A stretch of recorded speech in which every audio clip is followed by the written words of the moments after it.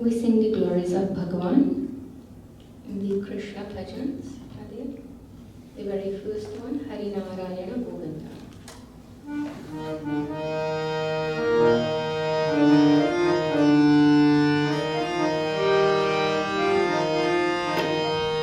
Hari Narayana Govinda,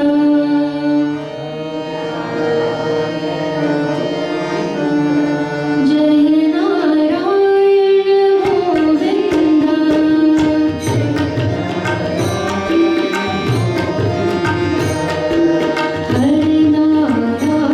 Narayana Govinda,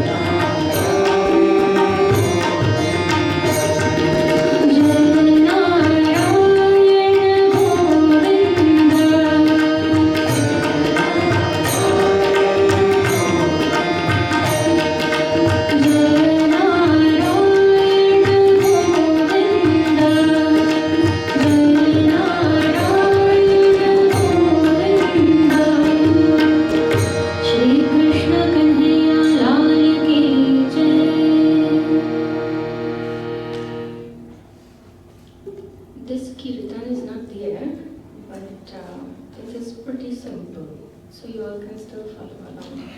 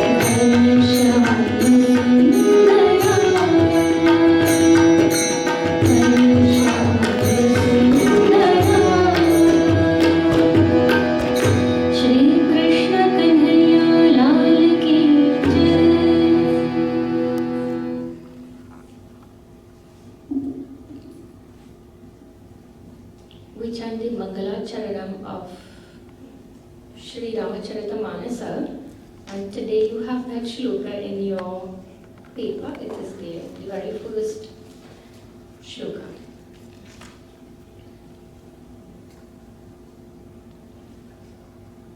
Yanmaya vashavarti vishwamakhilam Brahmadi devasura Yat sattvad amrishaiva bhati sakalam Rajjau yatha hir brahmaha Yat pada plavamekam hi bhavam bodhe stitir shavatam Vandeham tamashesha karana param Rāmakhyamīṣam harim Rāmakhyamīṣam harim Siyavar Rāmacandra ki jai. So last two nights we saw the purpose of human birth, that Bhagavan has blessed us with 3 gifts. The human birth, Ishvara Anugraha, Bhagavan's grace is there, and Guru. We are in the company of Sadguru. So having been blessed with these 3, what should we do? We spend our lives in satsang. Through that satsang, we extract the rasa of life. It is beneficial for us, it is enjoyable for us. And so, how do we gain access or availability to satsang? Goswami Tulsidas Ji writes, Rāmakripa. We need the grace of Bhagavan. Through this satsang, we are able to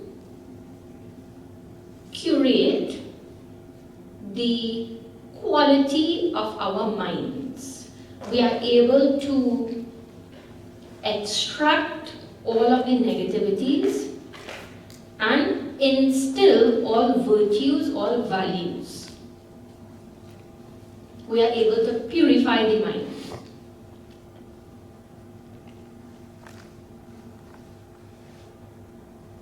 So how do we gain access to this satsang?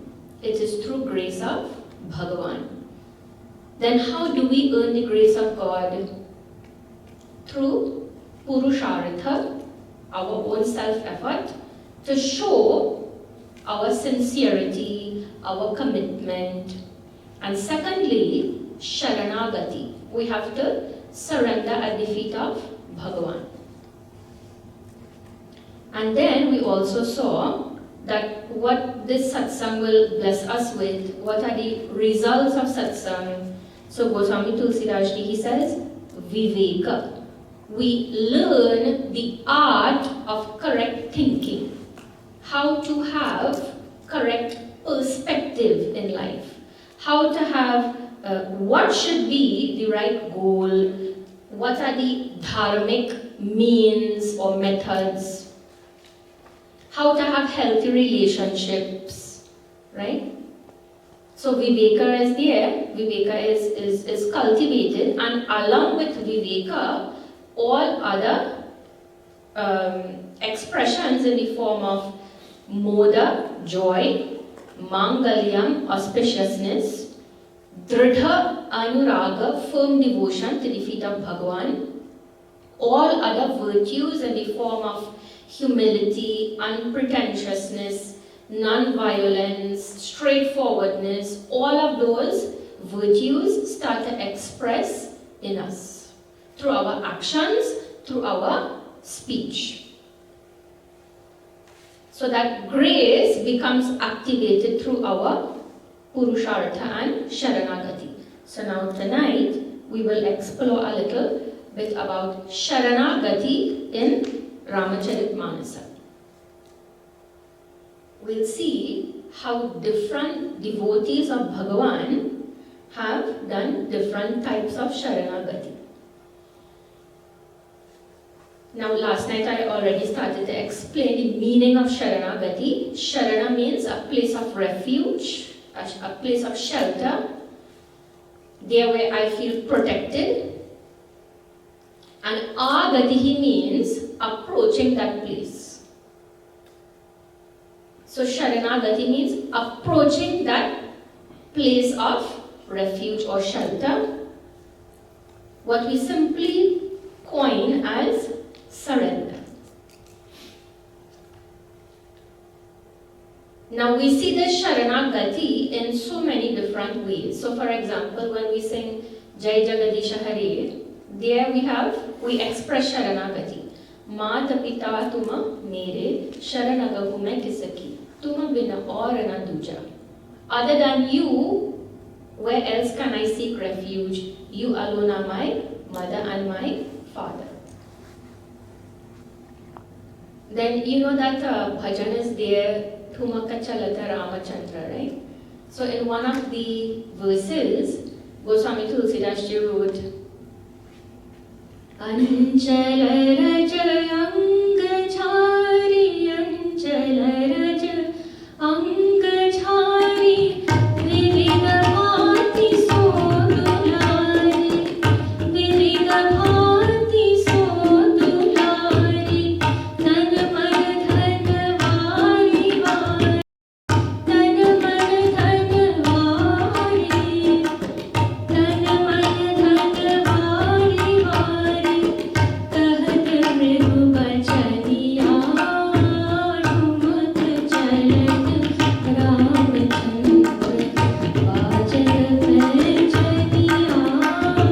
Dhumuk Chalat Ramachandra. There he writes, Tana Mana Dhana Vari Vari, that the queens of Dasharath Maharaja, they surrender in body, mind and wealth or possessions to this baby Rama. That is the act of surrendering. Tana Mana Dhana Vari Vari. You know, that author is there, Khalil Gibran. He has one book, The Prophet. In that book comes one line, we give but little when we give of our possessions. It is when we give of ourselves that we truly give.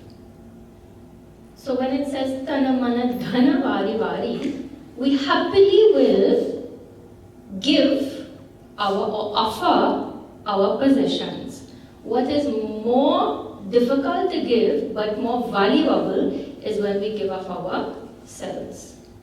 When I surrender myself, when I offer myself, that becomes more worthy or valuable or priceless. Bhagavan doesn't want our possessions. Anyway, we don't have any possessions. This whole world is Bhagavan only, right?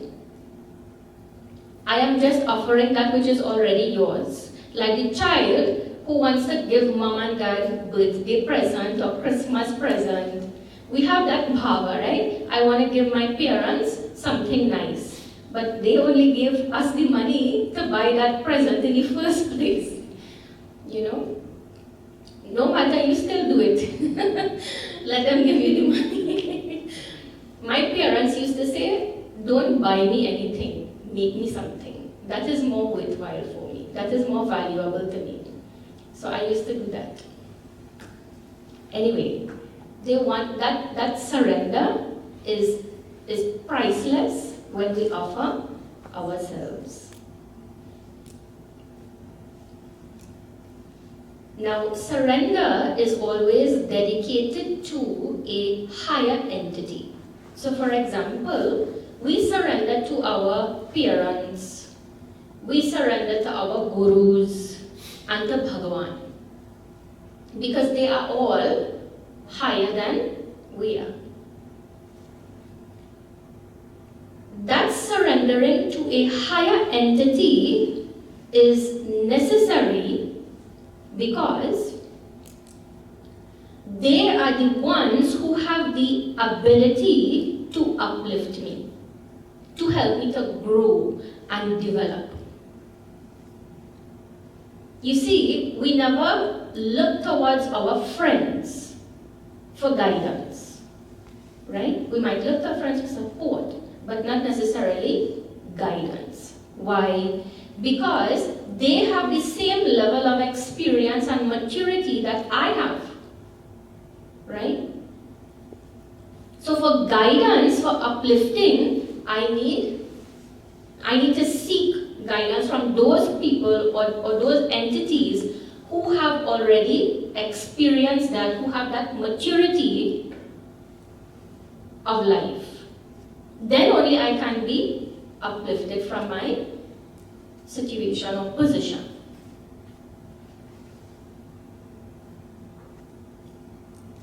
Second reason is because they are dependable and reliable. I may not always be able to count on my friends to be there, but I can always count on my parents to be there. I can always count on my Guru or Bhagavan to be there, to protect me, to shelter me, to help me.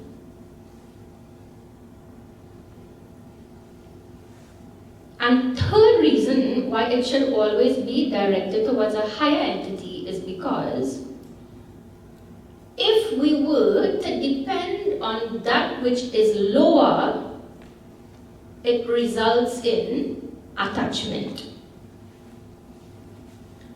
It results in dependency.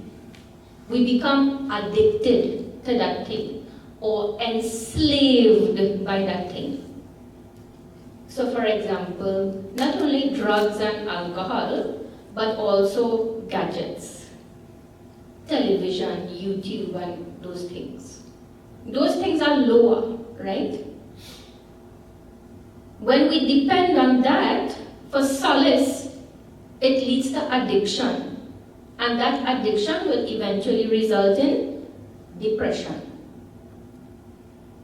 mental ill health.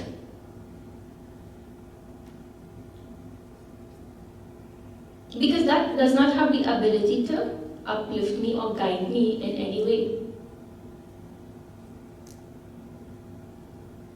That gadget only has the ability to provide what I ask of it. And what I seek from it may not necessarily be that which is good for me. I may seek something which will only numb my mind, not help my mind.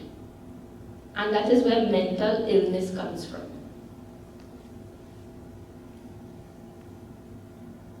So therefore, Saranagathi should always be directed to a higher entity.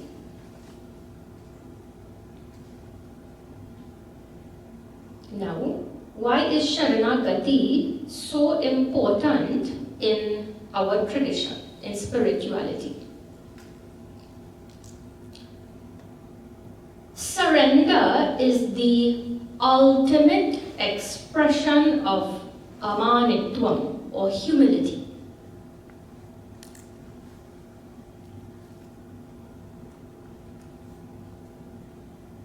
Where this ego is either absent or has been reduced significantly. I will bow, I will do namaskara there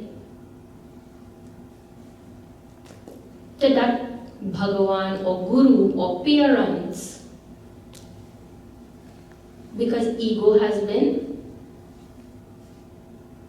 made very low.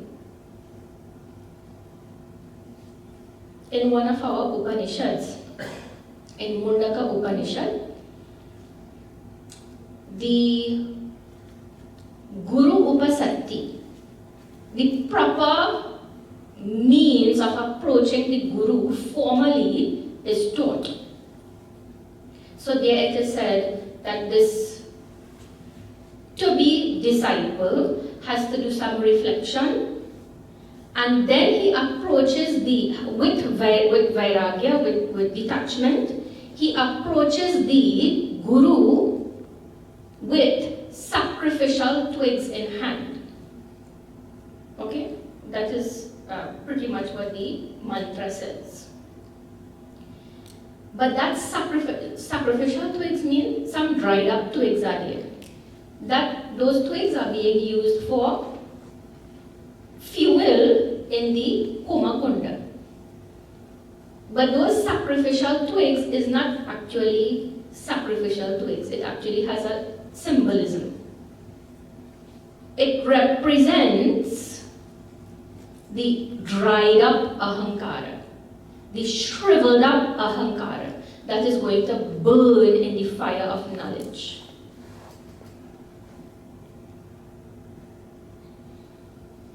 So already that ahankara, that ego, has been reduced. Then only he goes to Guru. And then that Guru is going to wipe it clean, burn it all, negate it with knowledge. So now, with this humility, the Shishya approaches the Guru, or the Bhakta goes before Bhagavan. Why? Only when that ahankara has been reduced tremendously can knowledge transference take place. So for example, in Bhagavad Gita, chapter 2, shloka 7, the whole of chapter 1 went on. I'm sure you would have heard this before. The whole of chapter 1 went on. Arjuna is expressing his grief, and Bhagavan doesn't say a word. Chapter 2 begins, and it is not until this Arjuna surrenders that Bhagavan starts to teach. So he says, Shishyaha te aham. I am now your disciple, Bhagavan. Shadhima, you instruct me, teach me, guide me, give upadesha. Tvam prapannam, for you are my refuge. I am seeking shelter here. Then Bhagavan teaches. So for that transference of knowledge to take place, that ahankara has to be reduced. Otherwise, you will not take instruction from Guru. In Sadhana Panchakam, what you are studying, one of the 40 instructions is you go and you serve the Guru. Why is that necessary? Guru has to be convinced that you know how to take instruction. If you cannot take a basic instruction, then how can I give you knowledge? You will not accept that knowledge. You will doubt or you will question with the wrong intention. See, having questions is not a bad thing. Having questions for the sake of clarity, to gain clarity, that is encouraged. Questioning for the sake of disproving, that is not right. That is not a correct bhava to have. So for the sake of transference of knowledge, therefore we surrender. Second reason is there. Bhagavan, you only are Sarvajna, Sarvashakti, Sarvavyapi. So whatever troubles I have in my life, whatever difficulties I am having, I am experiencing while attempting to cross samsara, I need your help. I cannot do it on my own. This is your Maya. In Bhagavad Gita, Bhagavan says, Mama Maya Durantyaya. This Maya of mine, it is very difficult to cross, for the Jiva to cross. So therefore we need Bhagavan's assistance. Now, how Bhagavan helps us is that if I, as the Bhakta, as the Sadhaka, I leave everything up to Bhagavan. Whatever I need in my life, if I have that faith, that Shraddha, that Bhagavan is going to provide it. He only said, Yoga Kshema Aham Vahami. So I will provide that which you don't have, I will maintain that which you already have. Bhagavan is going to provide. Basically, that is what it means. What I need in my life, Bhagavan will send it my way. If I have this bhava, if I have this understanding, this appreciation for the words of Bhagavan, then I am able to do my sadhana worry-free, anxiety-free. That whatever I need in my life, Bhagavan will send my way. Therefore, let me just focus on my sadhana. Look at 5-year-old Dhruva, who is the Bhakta, right? He is a child, he is a baby basically. And he goes off and he was a prince also. He leaves the kingdom to go to live in the forest to do tapas, to do sadhana. How can a child do that? Unless he has this bhava that Bhagavan is going to take care of me. He has that faith, that Shraddha, that I can do my sadhana to attain Bhagavan, to love Bhagavan, to worship Bhagavan, because anyway Bhagavan will provide that which I need. I don't have to go seek it out.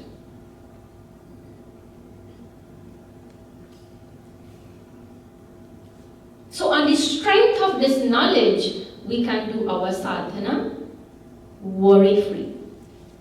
So now in that first shloka that you have there, Yad Maya Vashavarti, the first one at the chapter.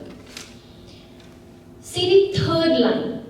Yad Pada Plavamekamevahi Bhavam Bodhe Stitir Shavatam Vande Aham. Aham Vande, I offer salutations. To whom? Rāmakhyam Isham Harim. To that Ishvara who is known as Rama and Hari. Who is that Rama? Yan Maya Vashavarti Akhilam Vishwa. That Maya is under his control. Maya is under the control of that Ishvara. Why are we doing namaskara? Because Yad Pada Plavamekam Evahi Bhavam Bodhehe Titirshavatam. Titirshu means the one who is desirous of crossing. Desirous of crossing Bhavam Bodhehe, the ocean of samsara, the ocean of becoming. So if I am desirous of crossing this ocean, I need some kind of raft.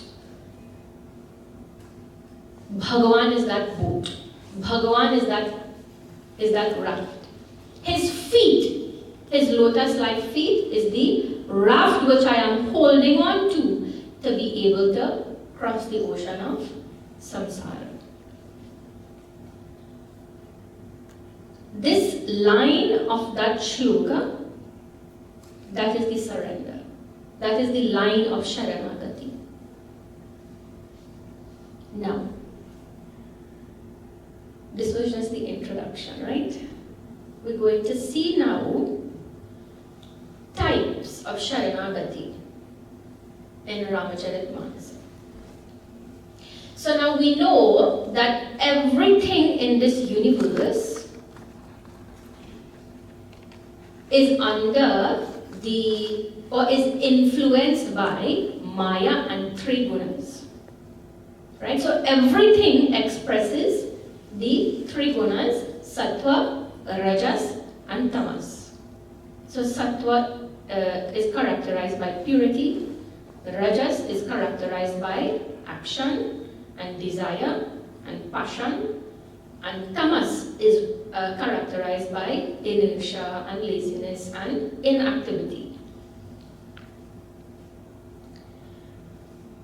So now we are going to analyze Saranagati through the lens of Sattva, Rajas and Tamas.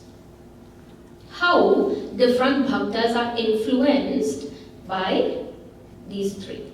So first we begin with Sattvic Saranagati. And for this, we turn to Hanumanji. So it comes in, I have put it in the order already, right?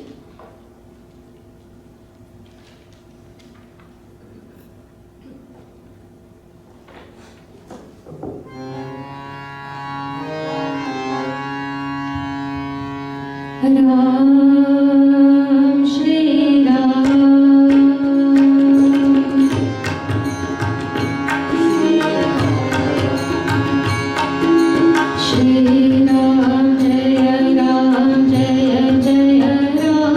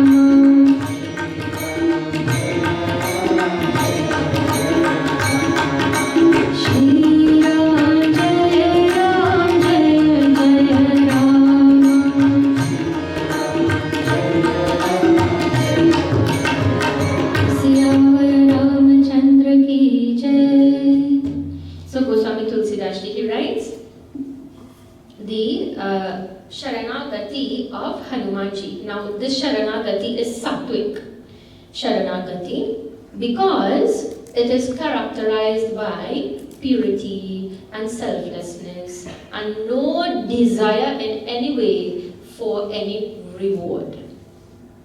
Okay? It is surrendering with a clear, altruistic intent with wisdom. So Hanumanji's Sharanagati. Prabhu Pahchani. Tomorrow we'll see the full, this full katha where he meets Bhagavan. I'll explain a little bit more then. But here we'll just focus on this part for now. Prabhu Pahchani. Hanumanji just recognized Bhagavan. We'll see that Bhagavan never indicates to Hanumanji in any way whatsoever that he was Ishvara, that he was Bhagavan. But Hanumanji just recognized. And Pareyu Gahi Charana. And so he falls to the ground, clasping his feet, doing Namaskar. Recognizing him, recognizing Bhagavan as his abode of refuge. Then Goswami Tulsidas Ji writes that Bhagavan Shiva, who is none other than Hanumanji, he is overjoyed. He has goosebumps and he is speechless. He cannot describe that joy. Now, why is Hanumanji's surrender, his Saranagathi, why is it sattvic? Because having surrendered, we saw after that his seva to Bhagavan Ramachandra Ji, it never wavers. He is always ready to do Bhagavan's work. He has utmost loyalty to Bhagavan. More importantly, he has pure devotion to Bhagavan. His devotion to Bhagavan is simply in the form of, Bhagavan, I just want to be near you. I want to serve you. I want to love you. I want to please you. I don't have anything else in my heart. I don't desire anything else. My joy, my happiness comes from pleasing you alone. Not that you should be pleased with me. When I do seva, it is not that Bhagavan should be pleased with me. It is just that Bhagavan, you be pleased.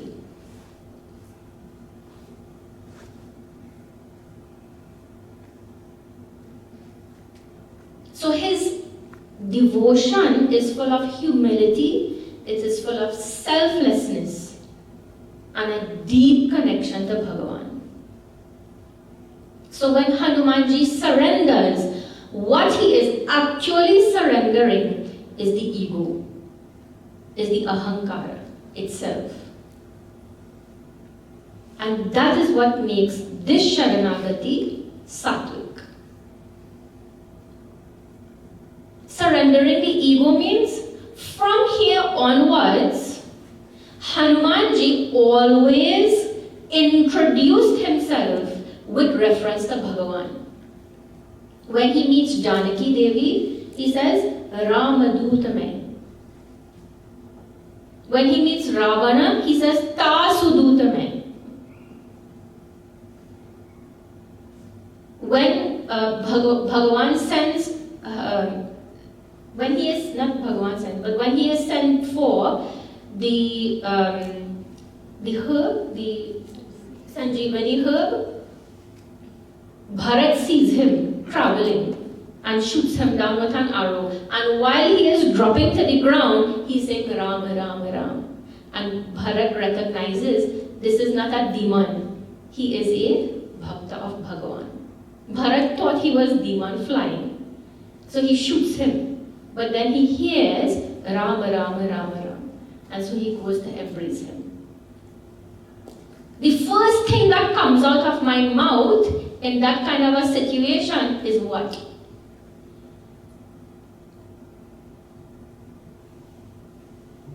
It should be Rama, Rama, Rama. Before he embarks upon any work, what he does, you will see Goswami Tulsidas writing, Hanumanji installs the image of the Lord in his heart, or he takes the name of the Lord in his mouth, and he goes off.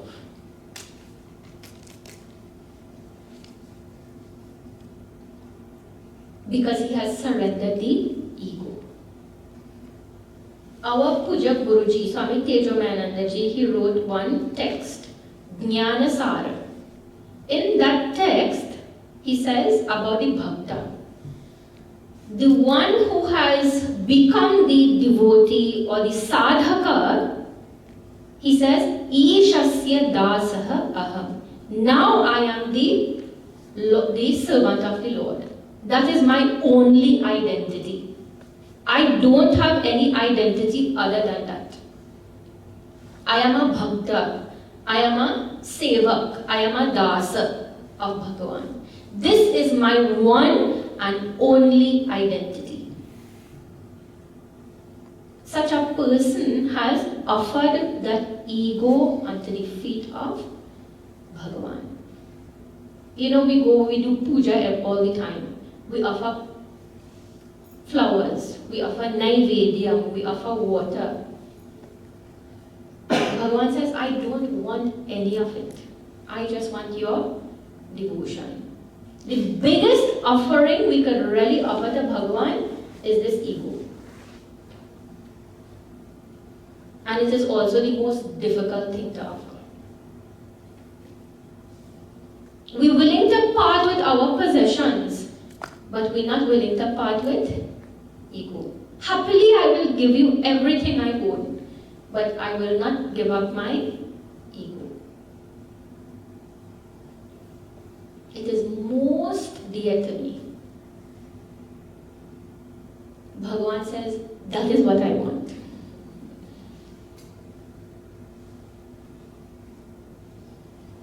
Then I know you are mine.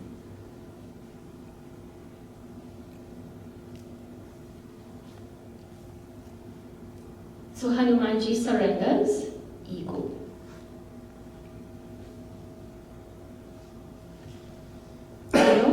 That analogy of Bhagavan Sri Krishna's flute is there. And in that analogy, the flute is very hollow inside. Therefore, it makes beautiful sound. Like that, Bhagavan says, I want you to be hollow inside. Means, remove the ego. Then you will become my instrument. Nimitta matram, he tells Arjuna in Bhagavad Gita, chapter 11. You become nimitta matram, you become my instrument. I will work through you only. Bhagavan will not work through anybody else.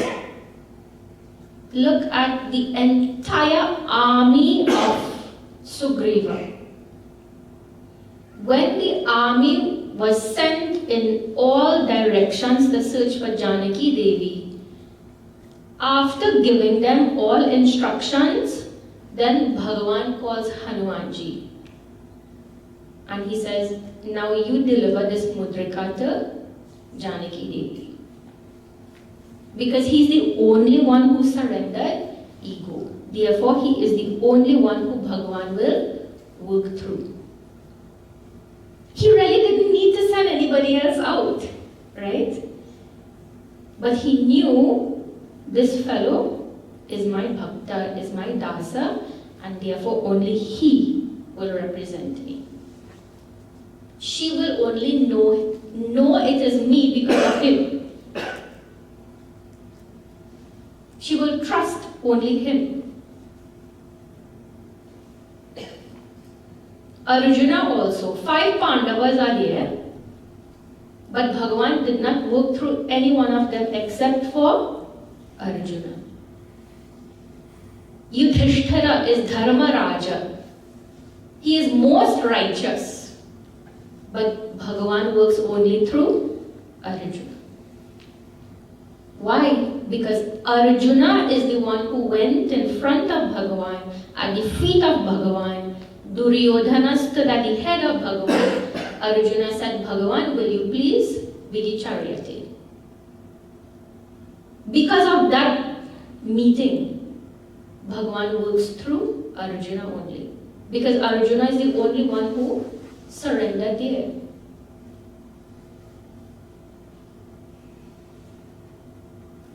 We have to empty out ourselves, hollow ourselves, then we become instruments of Bhagavan.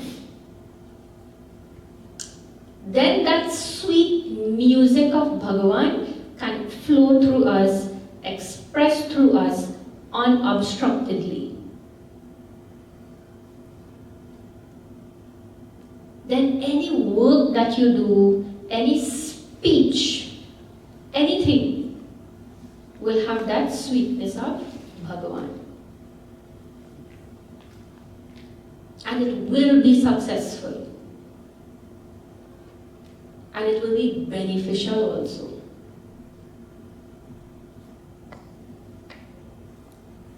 Because you are doing the work of God.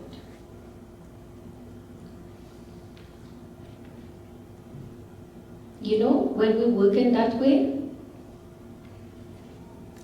it is not that I will do that work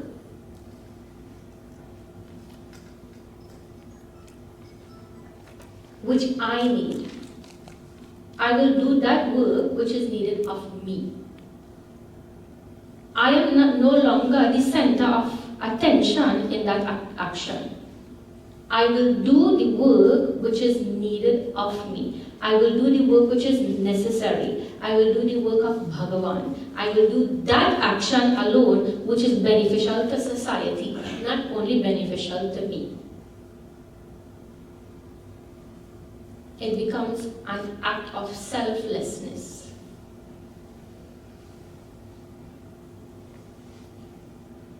Now, this is Hanumanji.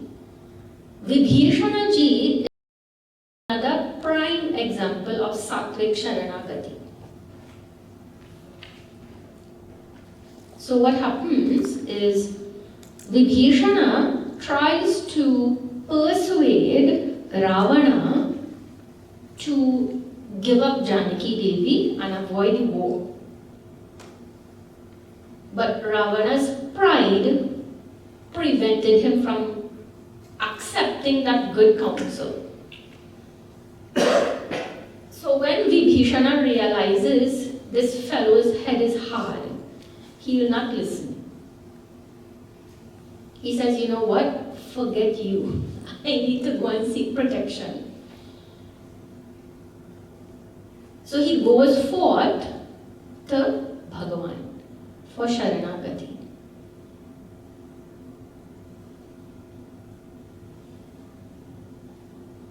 So in the Doha 41, Ramu Satya Sankalpa.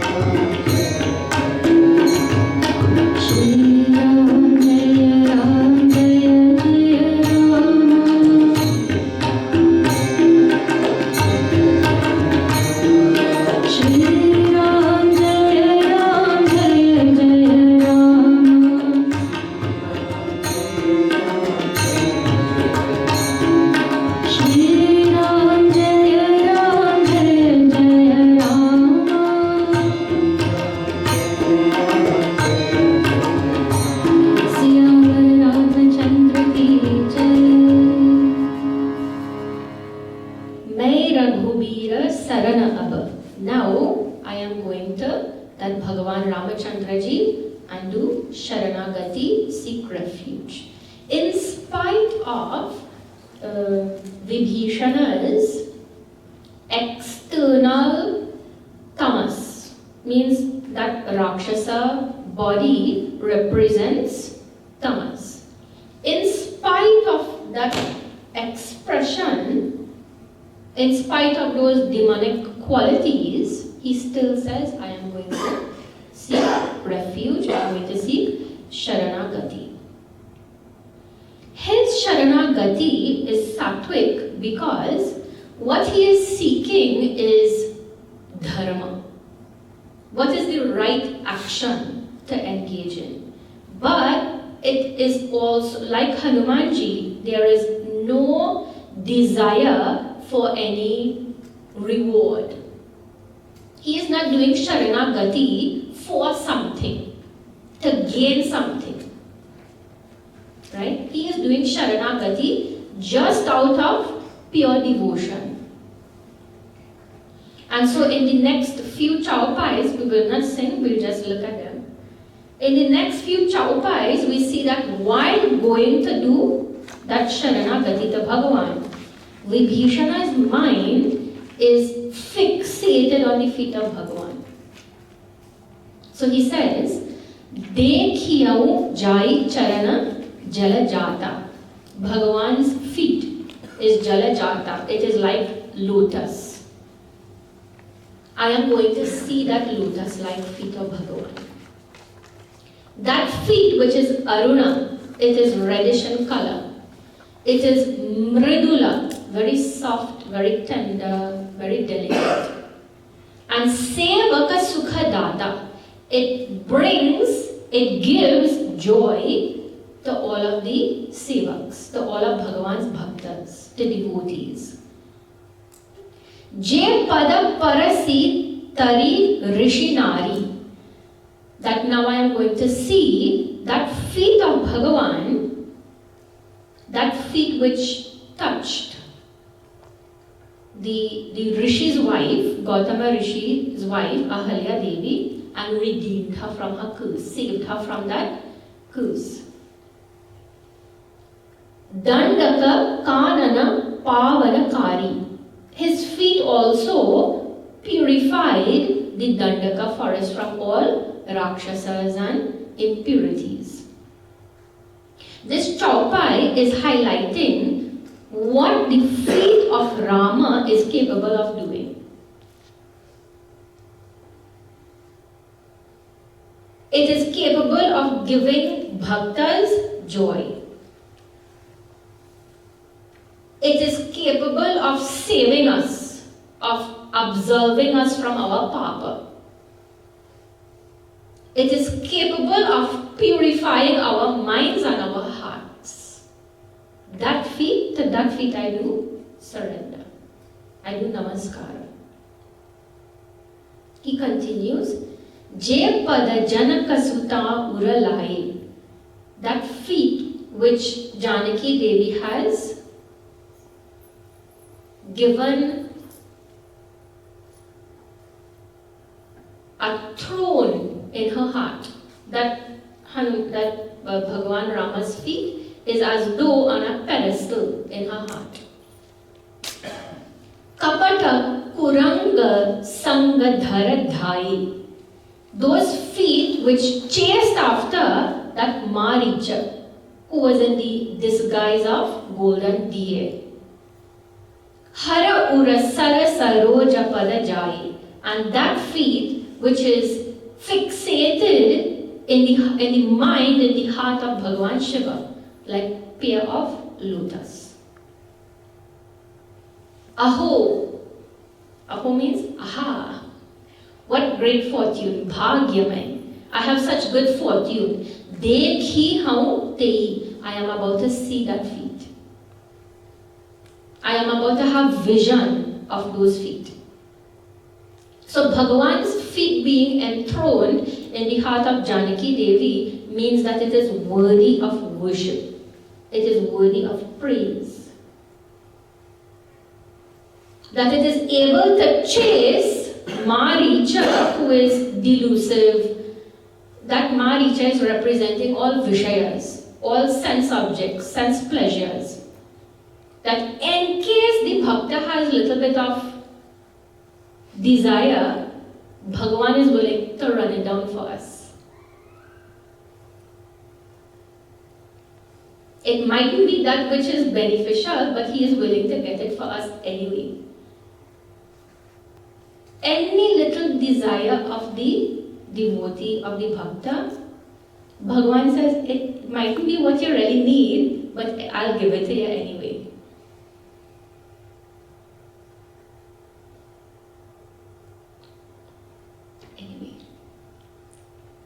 The lotus represents purity, sanctity, beauty, grace, all of those lovely qualities.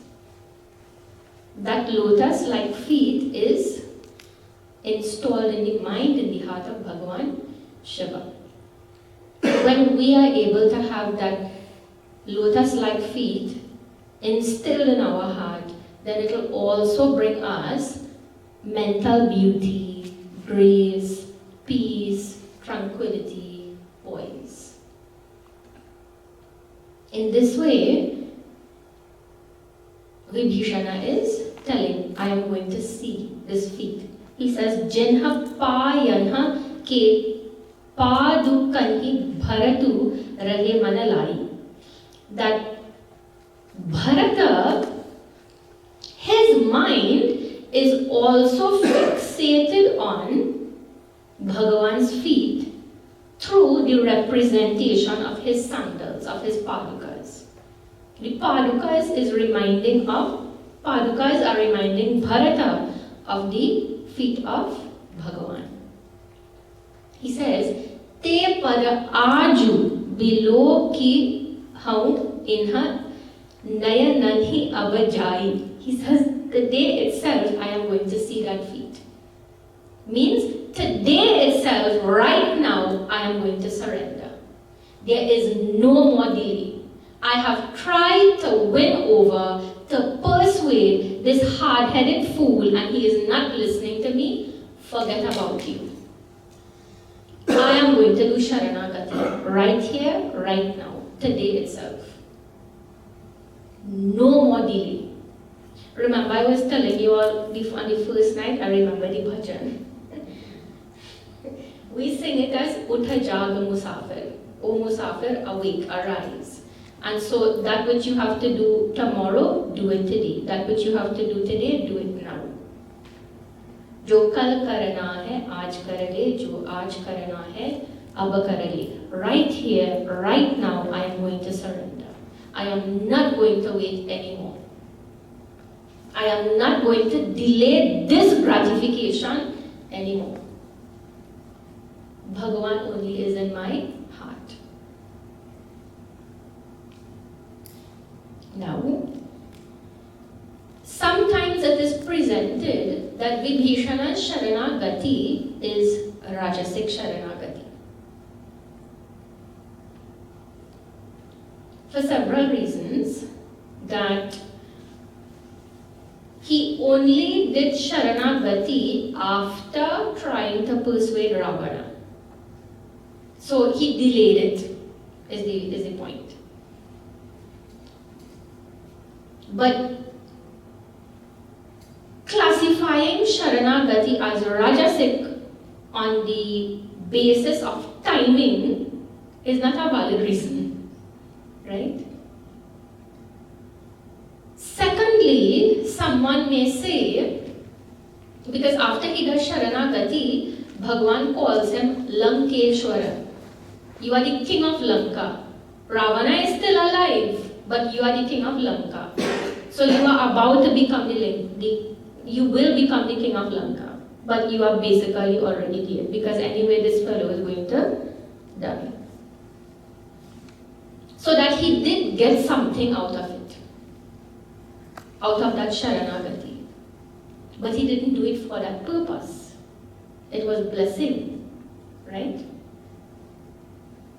It was not sought after, it was bestowed upon him.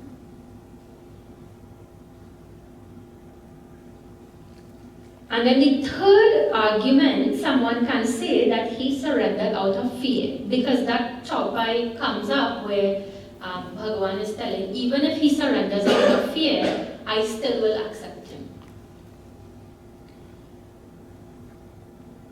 But remember, in the earlier part of Kiṣkindakāṇḍa, when Hanumanji and Vibhishana meets, Vibhishana is established as a bhakta already, before that meeting even happens. That he has tulsi plants in his courtyard, that he has the markings of Bhagavan, the bow and arrow on his home, that when he wakes up in the morning, he chants the name of Lord Rama. So already he is a devotee of Bhagavan. He did not need convincing or anything that this is Bhagavan. Already he was devoted, worshipping, praising. With that intention, with that understanding only, he does Saranagati. And so therefore, because it is out of recognition, out of understanding that Rama is Bhagavan, out of lack of desire for kingship, he doesn't have any of those things. Therefore, his Saranagati is actually sattvic, not rajasic. Okay, so we have seen sattvic Saranagati in the form of Hanumanji and Vibhishana. There are other examples of Saranagati, sattvic Saranagati. We will only keep these two. I may need a few more moments. We will see Rajasic Saranagati now, which is Sugriva Saranagati. So this is chaupai number 6 and 7 both, right?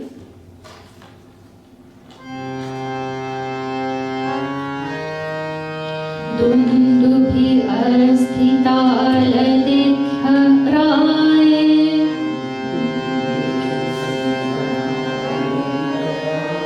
binu prayasa raghunath dahaye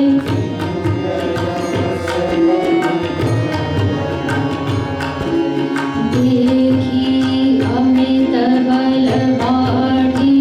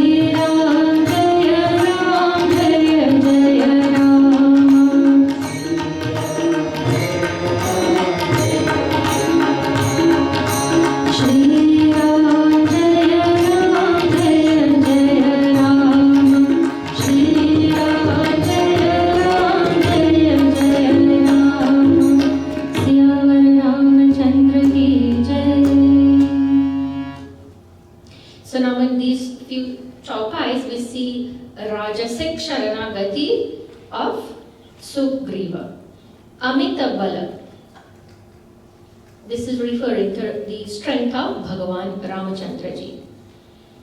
Bādhi Priti. Now this Sugriva has increased love and devotion for Bhagavan Rama. Bali Vadhava, because he is about to kill Vali. In her Bhai Parititi, Sugriva gets convinced that Bhagavan possesses the strength to kill Vali. Why? Because in the chaupai number 6, that when he is shown the bones of Dundubi, Bhagavan Rama strikes it down. Without any kind of strength or without even trying, he destroys it.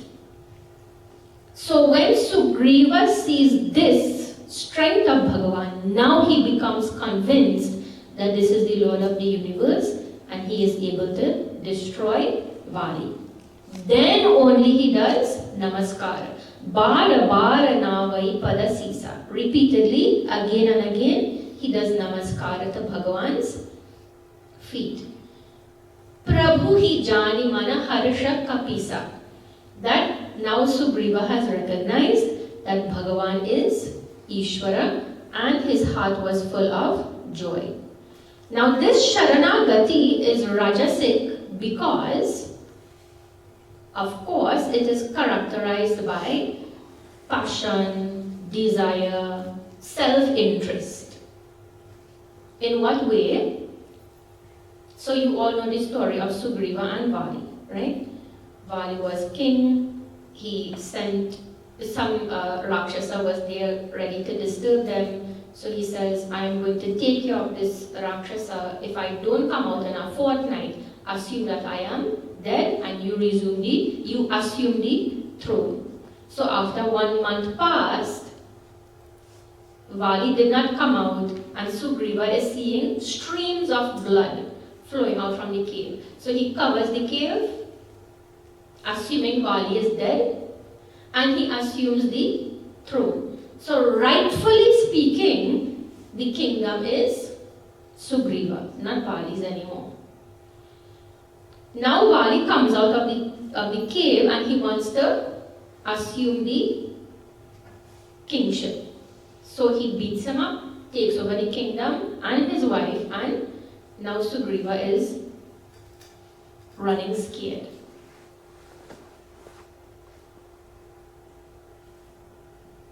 This is the story of Vali and Sugriva. So now what Sugriva is wanting, is desiring, is to resume the kingship.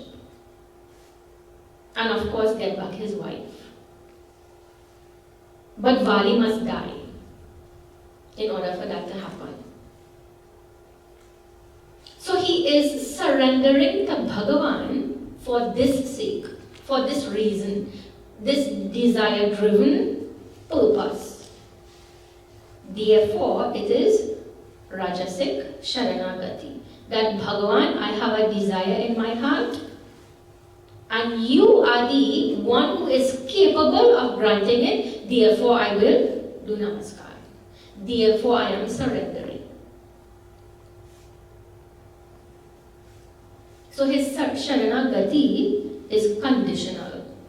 This is one reason. Second reason is because Sugriva needed to be convinced that this is Ishvara.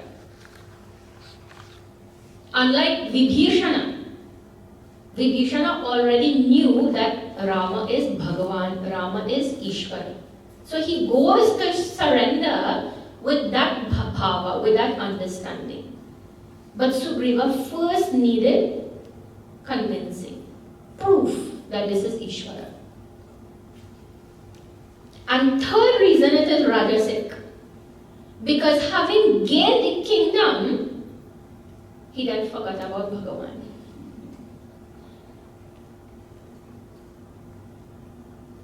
Which is really and truly our expressions only. In times of joy, we forget Bhagavan. In times of difficulty is when we seek Bhagavan.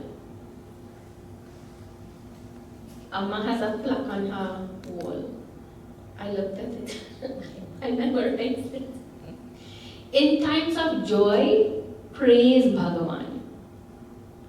In times of difficulty, seek Bhagavan. In times of distress, trust Bhagavan. In times of tranquility, worship Bhagavan. And at all times, thank Bhagavan. Got it? Okay.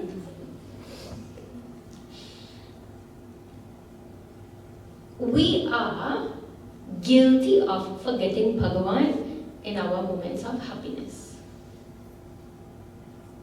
Like Sugriva.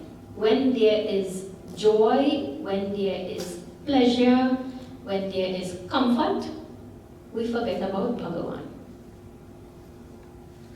Any kind of sadhana that we have to perform, it is always going to be something which is uncomfortable. Because in a moment moment of joy, in a moment of comfort, I will easily forget. If some kind of discomfort is there, I will keep praying.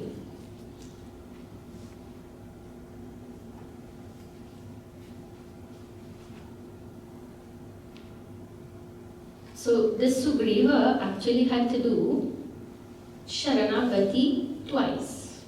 The second Saranagathi became Sattvic. Because at that time, he recognized his folly. He recognized the mistake he made. He begged for forgiveness sincerely. And he resumed the commitment which he made to Bhagavan in the beginning, which is to help him find Janaki Devi.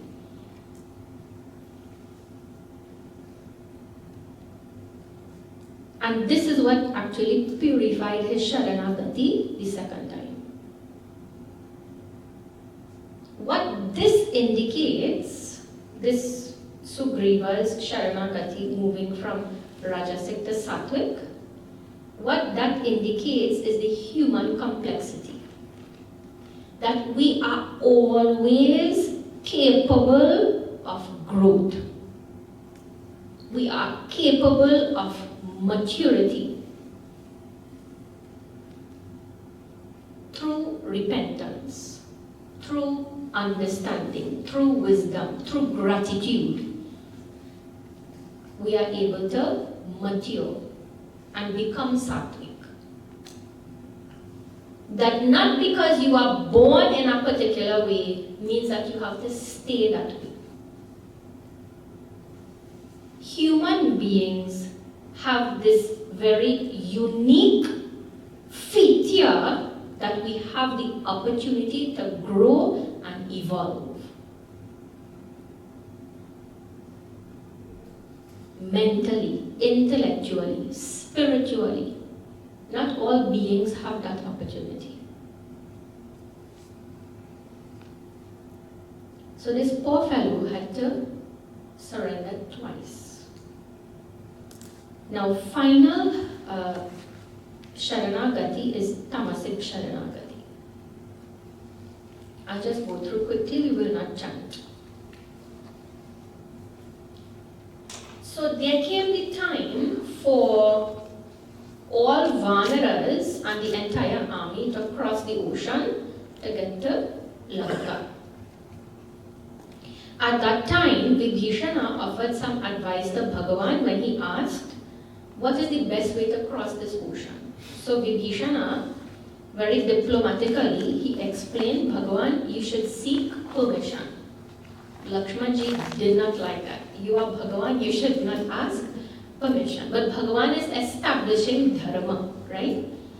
So in order to establish that dharma, he seeks the permission of Samudra Devata. He lays down the kush grass and he starts to pray. For 3 days, this foolhardy Samudra Devata did not respond. Bhagavan became angry. He took out the arrow and sent it into the ocean, and that ocean started to burn, consuming all of the aquatic creatures. Then only Samudra Devata emerges as a Brahmana and with plate full of gold and flowers and all of those things he surrenders. His Sharanagati is based out of fear of destruction, not out of love. It is not even based off of some desire. It is based off of fear. I am afraid of what you are capable of. Therefore, I surrender. Really and truly speaking, if we surrender to Bhagavan, there is no need to fear Bhagavan. He is the one who is going to protect me from everything else. Why am I having fear? You know why we have fear of Bhagavan? Because we have done something wrong. Then we fear Bhagavan. We have something to feel guilty about. Then we fear Bhagavan. Then we go and ask for forgiveness, for some mercy. All the papa karma we have done, all the dush karma that we have done, now we experiencing it as papa phalam. And we go and beg for forgiveness. Please spare me. Take this away from me.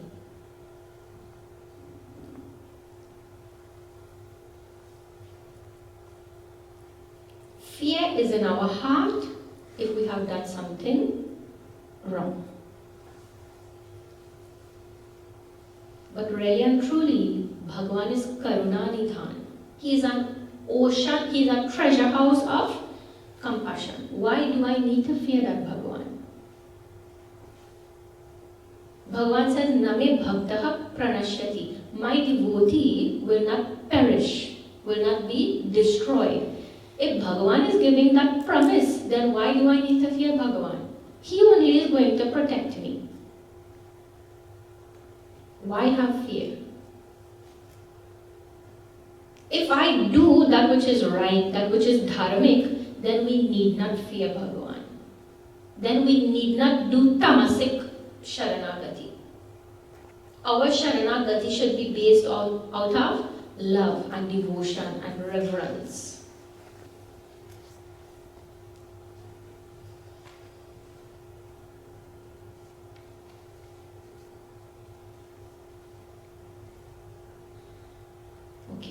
Tomorrow we'll see the phalam, the result of the Saranagati.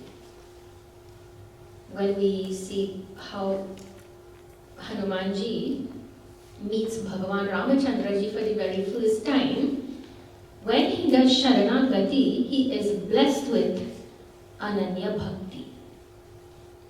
Ananya means no other. Anya means other, Ananya means no other. So devotion is there for Bhagavan and no other. Means exclusive devotion, unconditional devotion is there for Bhagavan. That is Ananya Bhakti. And that is the result of Sattvic Saranagati. We'll just sing one kirtan and then we close. Actually, we'll do